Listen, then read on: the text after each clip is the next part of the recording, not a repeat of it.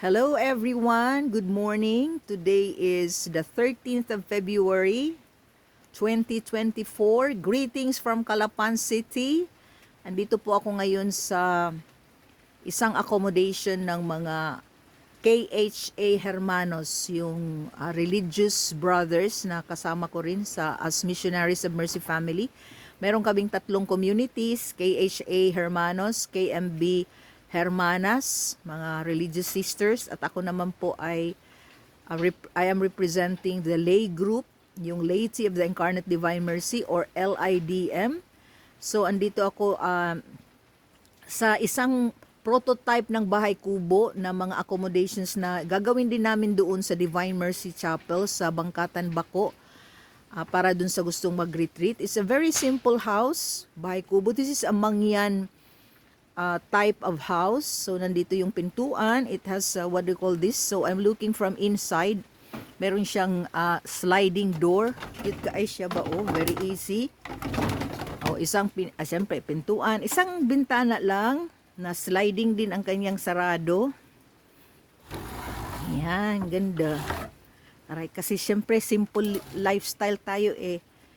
So yan, wala pa itong katatapos lang nito, wala pang mga lalagyan, mga whatever.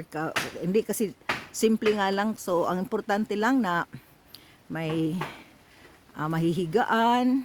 Yan, nakalagay pa dyan kasi wala pang mga kahit man lang sasabitan.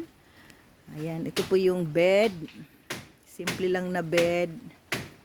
Yan, yun lang. It's an 8, sabi nila it's an 8 by 8 foot square house lang siya. And this is also my dream house. Kahit dito lang ako, ganito lang ang aking titirhan is enough for me. Yan. Siyempre, ang nipa, ang bubong. And then made of kawayan. Double wall ang kawayan. Parang magbaliktaran. Like for example, ito din, oh. Kawayan siya sa labas. And then this is overlooking. They're still building other nipa huts para rin sa mga this can also be their guest rooms or guest beds, kaya medyo may kaguluhan pa ito po. But I just like to show you from outside how it looks. It's raining actually. Yan po ang bahay. Yan, ganyan lang. 'Di ba?